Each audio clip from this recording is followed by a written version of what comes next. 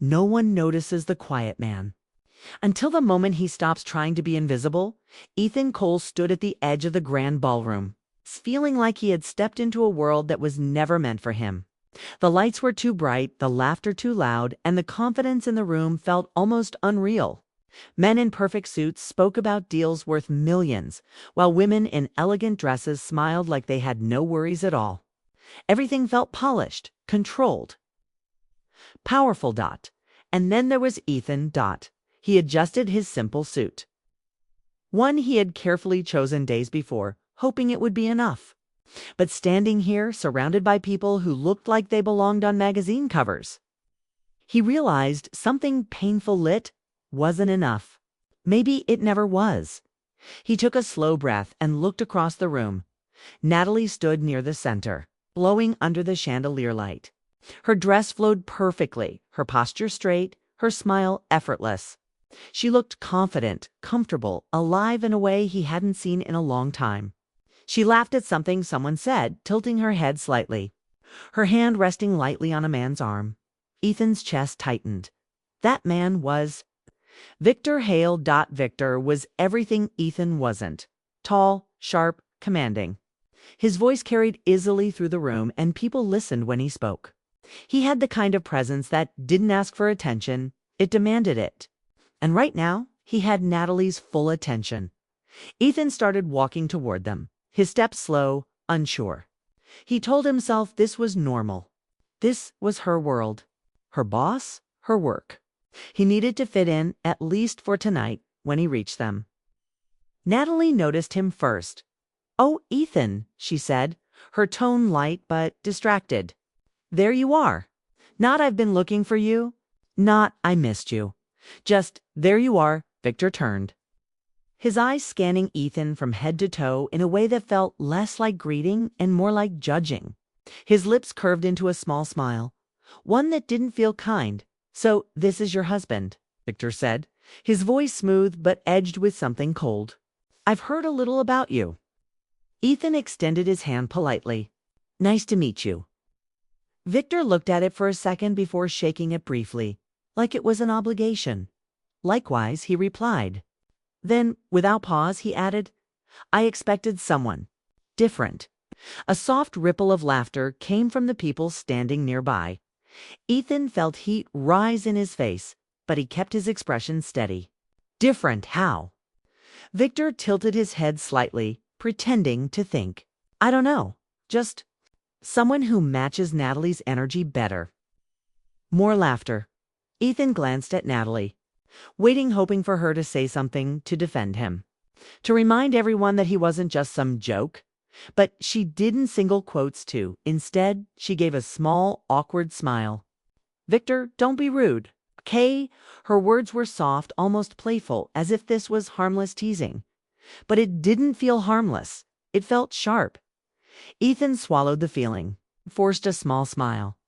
"I guess I'm more low-key. Nothing wrong with that," Victor said quickly, though his tone suggested otherwise. "Every system needs balance, right? Some people lead, others support." The way he said support made it sound like a weakness.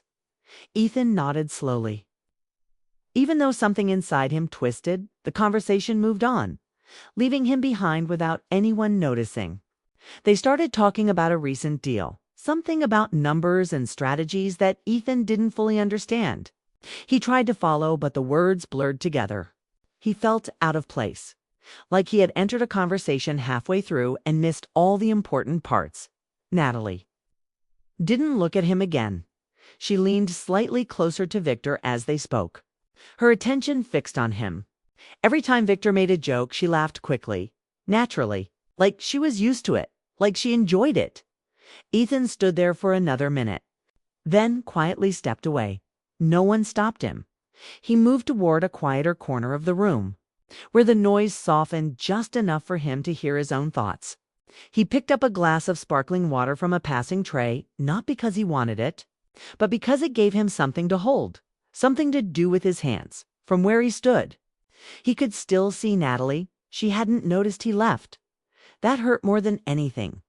Victor had said. Ethan looked around the room again, trying to ground himself. People were networking, exchanging business cards, smiling in ways that felt practiced. This wasn't just a party. It was a performance. Everyone was playing a role that Ethan didn't know his. A man approached him, mid-40s, confident smile. "You're with Natalie, right?" Ethan nodded. "Yeah, she's impressive," the man said. "Victor speaks highly of her." Ethan forced a polite smile. "She works hard." "And you?" the man asked. "What do you do?"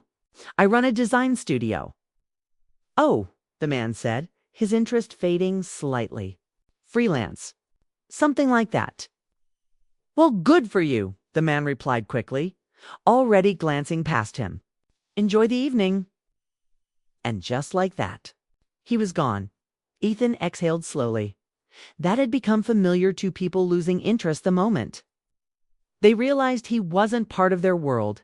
He looked back at Natalie again. This time, Victor said something that made her laugh harder than before. She touched his arm briefly, a small gesture, but one that didn't go unnoticed. Ethan's grip tightened. Around the glass, he told himself it meant nothing, but something deep. Inside him disagreed. The night continued like that. Small conversations, polite smiles, subtle dismissals, and every now and then, Victor's voice would rise above the rest, followed by laughter. Each time Ethan felt a quiet tension in his chest, like he already knew he was part of the joke at one point. Victor called out to him across the room. "Ethan, come here for a second." Ethan hesitated, then walked over. Victor had gathered a small group around him. "We were just talking about risk," he said. "About people who take it and people who avoid it." He looked directly at Ethan. "Tell me, Ethan, have you ever taken a real risk? Something big?" Ethan thought for a moment. "Starting my business was a risk." Victor smiled, but it didn't reach his eyes. A small business isn't really a risk. It's more like a safe attempt. A few people chuckled. Ethan felt the familiar heat again, but this time it burned deeper. "I built it from nothing," he said calmly, "and that's admirable." Victor replied quickly, "Truly. But in this world, scale matters. Impact matters. Playing small keeps you comfortable." There it was again. Small. Ethan nodded once, even though the word echoed in his mind louder than anything else. Natalie stood beside Victor. Silent. Not once did she say, "That's not true." Not once did she look at Ethan like she believed in him. Instead, she avoided his eyes completely. That was the moment something inside him shifted. It wasn't loud. It wasn't dramatic. It was quiet. But final. The kind of shift that changes everything, even if no one else can see it yet. Ethan stepped back. "Excuse me?" Victor didn't stop him. No one did. He walked toward the exit, the noise of the party fading behind him with each step.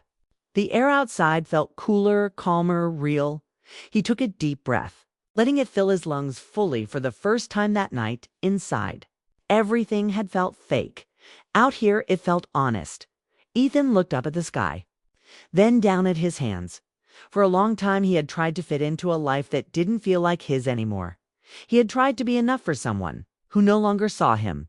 And tonight, that truth became impossible to ignore. Behind him, through the glass doors, he could still see Natalie. Still laughing, still shining in a world that had no place for him. Ethan stood there for a moment longer, his expression calm but distant. Something had broken inside him that night. Not loudly. Not violently, but quietly enough that no one inside even noticed. And maybe that was the most painful part of all. The days after the party stretched on like a quiet storm, each one heavier than the last. Ethan Cole tried to act normal, to tell himself that maybe he had overreacted. He told himself Natalie had simply been polite, that Victor's comments didn't really matter, that everything was fine. But deep down, he knew it wasn't fine.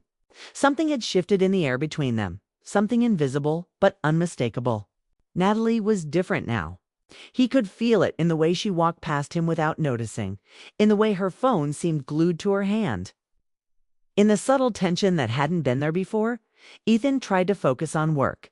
His studio needed his attention.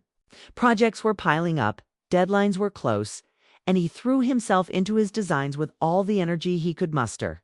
But even amid sketches, meetings, and deadlines, his mind wandered back to that night. He remembered the ballroom, the laughter, the sharp tone in Victor's voice, and the way Natalie had laughed along. He remembered feeling invisible while the world around him seemed bright, polished, and untouchable. It wasn't just the memory of that night.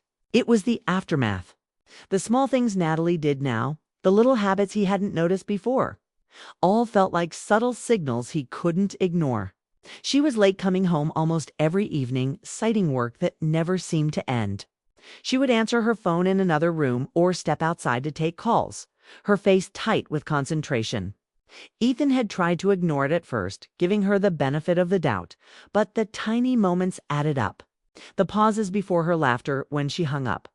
The way she sometimes avoided looking at him. The sudden distance in conversations that used to feel effortless, all of it pointed to something unspoken. One evening, Ethan waited at the dining table, the house quiet except for the faint hum of the refrigerator. A simple dinner sat before him, barely touched, and he tried to ignore the knot forming in his stomach. When Natalie finally walked in, she carried herself with her usual confidence. But the tension in her shoulders was palpable. "Sorry I'm late," she said casually, tossing her bag onto the chair. "Work ran over." Ethan's eyes narrowed slightly. "Work ran over," he repeated softly. Again. She sighed, brushing past him, clearly tired of the conversation before it even started. "Ethan, not this again," she said quietly. "I'm serious, Natalie," he replied, trying to keep his voice steady. "Something has changed. You've changed. I can feel it." She paused, crossing her arms, the faintest shadow of guilt flickering in her eyes. "Maybe I have," she said at last. "Maybe I want more from life now. More excitement. More adventure. More growth." Ethan felt the weight of her words press down on him. His chest tightened, not with anger, but with a quiet, aching sadness. "More?" he asked. "You mean, not with me?" Natalie hesitated. That hesitation, that brief pause before she spoke again, said everything he needed to know.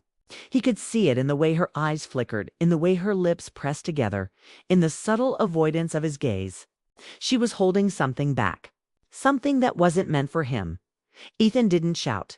He didn't argue. He simply nodded, letting the truth settle in slowly.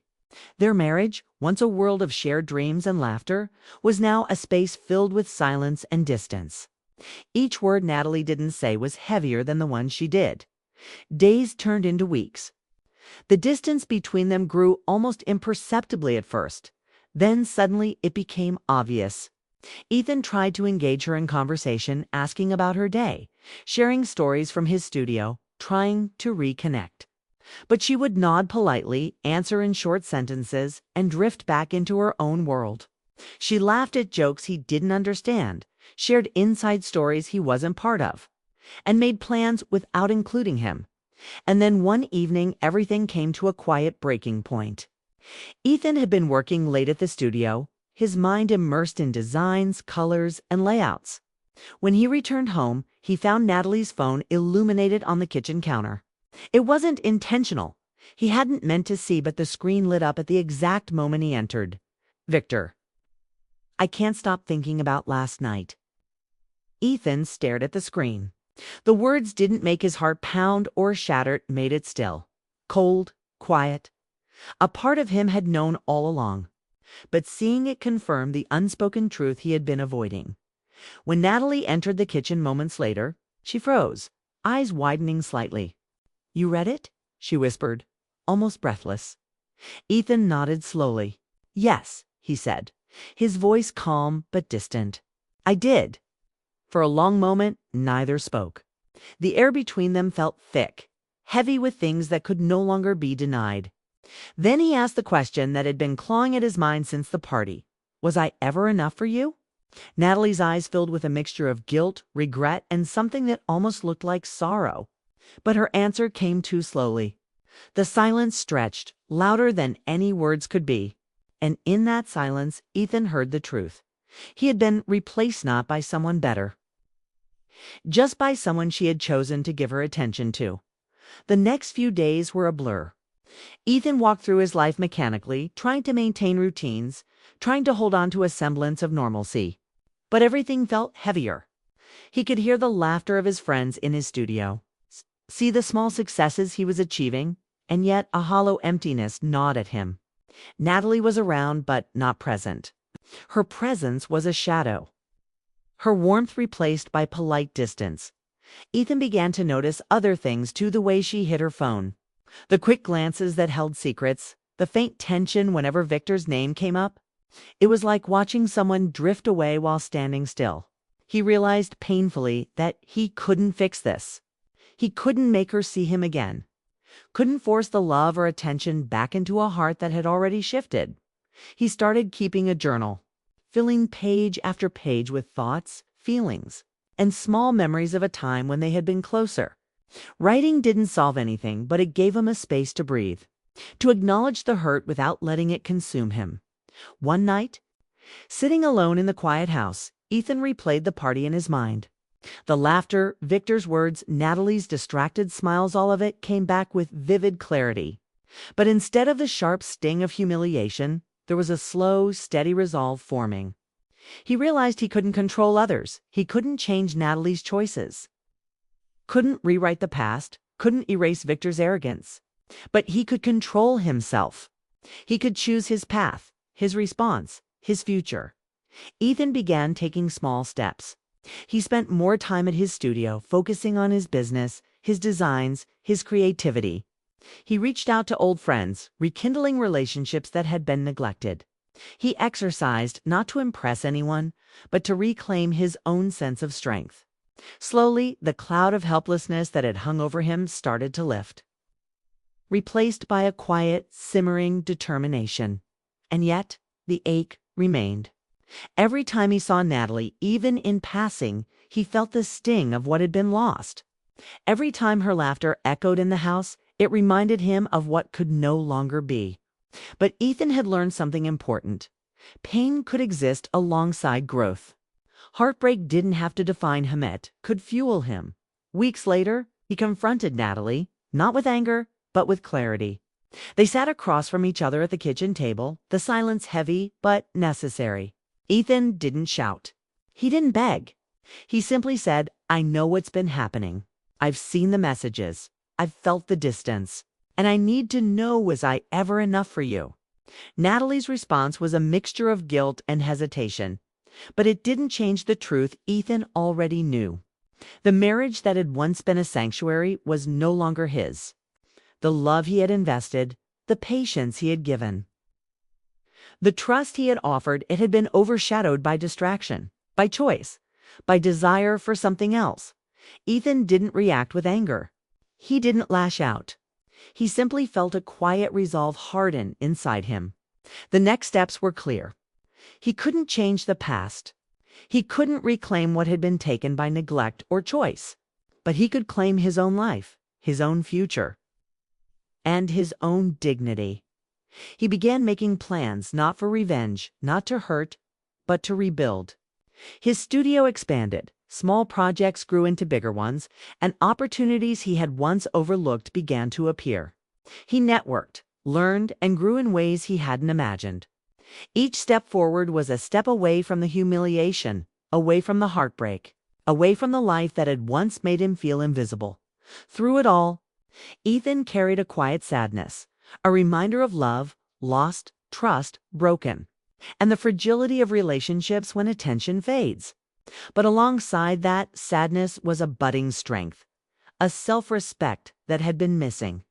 He realized that being hurt by someone else didn't diminish his worth. It was simply a call to rise, to evolve, and to step into a life that recognized his own value.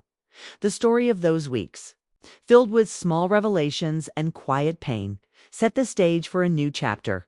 A chapter where Ethan would no longer be overlooked, where he would no longer feel small in a room full of people who didn't see him. The hurt had been deep, the betrayal sharp, But the fire it ignited within him was stronger than any wound Victor or Natalie could inflict. And so, in the quiet moments after the heartbreak, Ethan Cole began to reclaim himself. Not with vengeance, not with anger, but with a steady, determined heart and a mind focused on what truly mattered: growth, self-respect, and the unwavering pursuit of a life where he was seen, valued, and, most importantly, whole again. Ethan Cole had spent months rebuilding his life, slowly but steadily turning the pieces of his broken world into something stronger. The pain of the past hadn't vanished, and the memory of Natalie's laughter, Victor's sharp words, and that night at the company party still lingered in the corners of his mind. But Ethan had learned something essential. Growth and self-respect were the most powerful responses to humiliation. He had learned that being overlooked or betrayed didn't define his worth. It was his actions after the hurt that mattered most. His studio, once small and quiet, had begun to grow. Projects that had seemed impossible now flowed effortlessly from his team. Ethan found himself at the center of collaborations he had only dreamed about. The clients he had once feared to approach now sought him out, impressed with his unique vision, his creativity, and his calm professionalism. Slowly, he realized that the recognition he had always wanted wasn't about wealth, titles, or comparisons. It was about confidence in himself. And finally, he had it at night, when the city was quiet and the studio emptied. Ethan would sit by the large windows overlooking the skyline, letting the soft glow of the lights fill the room. He thought about how far he had come and how much he had learned about himself. The past no longer held him captive. He didn't hate Natalie, and he didn't resent Victor. Anger and bitterness would have weighed him down, made him smaller than he was. Instead, he carried a quiet strength, a resilience forged in silence, heartbreak, and determination. One morning, a letter arrived in a sleek envelope, elegant and professional. It was an invitation to the annual corporate gala hosted by Natalie's company. A wave of something unfamiliar washed over him: hesitation, curiosity, even a tiny flicker of nervous excitement. He considered ignoring it. After all, the gala was a reminder of what had been lost, of the humiliation he had endured. But a small voice inside him urged him to go. Not for revenge, not to prove anything to anyone, but to see the world he had once been excluded from with fresh eyes. This time, he would be different. When the night of the gala arrived, Ethan dressed with purpose. The suit he wore fit perfectly, not flashy, but elegant in its simplicity. He didn't need to impress anyone. He was confident in himself. As he stepped into the grand ballroom, the familiar buzz of conversation, laughter, and clinking glasses surrounded him. He noticed the chandeliers, the polished floors, and the carefully orchestrated ambience. But this time, it didn't overwhelm him. He belonged here not because of who he knew, but because of who he had become. People began to notice him almost immediately. Whispers passed through groups. Polite nods and smiles offered in acknowledgement of his growing reputation. Ethan moved gracefully through the crowd, exchanging polite words, firm handshakes, and genuine compliments. For the first time in months, he felt like a presence in the room, not a shadow standing at the edge. And then he saw them. Natalie and Victor. They were together, close, familiar. But the dynamic had shifted, subtly yet unmistakably. Victor's usual confident posture seemed slightly forced. His smile didn't carry the same weight, and the laughter that had once commanded attention now felt hollow. Natalie's expression, when she noticed Ethan, changed almost immediately. There was surprise, a flicker of hesitation, and something else: a realization that she had underestimated the man who had once seemed small, quiet, and unnoticed. Ethan walked past them calmly, his steps steady. He didn't need to announce himself. He didn't need to flaunt his success. His presence, quiet and assured, spoke volumes. Victor opened his mouth, probably to make some clever remark, but Ethan didn't stop. He didn't have to. The quiet dignity in his stride was louder than any words as he moved deeper into the crowd. Ethan noticed the way people now sought him out. Colleagues, Potential clients, even strangers, all of them, seemed drawn to the confidence and calm energy he exuded. He talked about his projects, shared insights, and listened with genuine interest. The admiration was subtle, natural, and not forced. He realized that respect wasn't something you demanded, was something you earned. Quietly and consistently, Natalie lingered in the background watching him. The realization of what she had lost was clear in her eyes, though she tried to mask it with a polite smile. Ethan didn't look back. He didn't need her acknowledgement, her validation, or her approval. He had built himself into a man who could stand alone and thrive. Without the weight of her attention, throughout the evening, Ethan noticed small gestures of recognition from others' handshakes. Polite introductions, compliments on his work. Each one reinforced a truth he had learned the hard way. Growth, resilience, and self-respect could transform pain into power. The humiliation he had suffered months ago no longer defined him. It had shaped him into someone stronger, more confident, more alive at one point. Ethan found himself near the balcony, the cool night air brushing against his face. He looked out at the city below, its lights sparkling like stars. He thought about the past, the laughter that had wounded him, the betrayal that had cut deep, the silent nights filled with doubt and sorrow. And yet, he didn't feel bitterness. He felt clarity. He felt freedom. The weight that had once pressed on his chest had lifted, replaced by a quiet joy in knowing that he had reclaimed his life as he turned back into the ballroom. He caught sight of Natalie again. Her eyes met his briefly, and in that glance, Ethan saw the acknowledgement of a truth long ignored. She had lost the man who had once stood quietly by, the man who had tolerated disrespect and betrayal. She had watched him grow into someone she could no longer influence. Someone whose life, confidence, and happiness were now entirely his own. Ethan smiled softly to himself. There was no triumph in her loss, no desire for revenge. The victory was his simply because he had chosen himself. The strength that had taken months to build had blossomed fully. He moved through the room with purpose, engaging with people who valued him, connecting with hearts and minds in ways that mattered. The party was no longer a symbol of humiliation, as a stage for his growth. He noticed Victor approaching, hesitant. His usual boldness diminished. "Ethan," Victor began, trying to sound casual, "I didn't expect to see you here." Ethan nodded politely. "I'm here," he said simply, his tone calm, unshakable. He didn't need to explain. He didn't need to justify himself. The years of quiet endurance, the nights of reflection, the months of hard work, all of it had built a foundation that no words could shake. Victor faltered, unsure how to respond. Ethan smiled, small and assured, and continued walking, leaving Victor behind. He didn't look back. The past, with all its humiliation and heartbreak, was behind him. Ahead lay possibility, growth, and a life he had built for himself stronger, freer, and richer than ever before.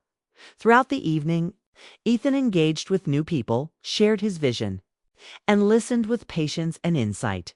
He realized that the true measure of success wasn't power over others or attention from those who had hurt him. It was self-respect, resilience, and the ability to create a life that brought him joy and fulfillment. Every conversation, every handshake, every smile he received reinforced that truth by the end of the night. The gala had shifted from a reminder of past pain to a celebration of who Ethan had become. He left the party quietly, the night air cool and crisp against his skin. For the first time in a long time, he felt complete, whole, and unshakable. He had faced humiliation, heartbreak, and betrayal, and emerged not bitter, but stronger. Walking through the city streets, Ethan reflected on the journey that had brought him here. He had learned that the best response to being wronged wasn't revenge or anger, it was growth. It was building a life that no one could diminish, a life filled with meaning, purpose, and self-respect.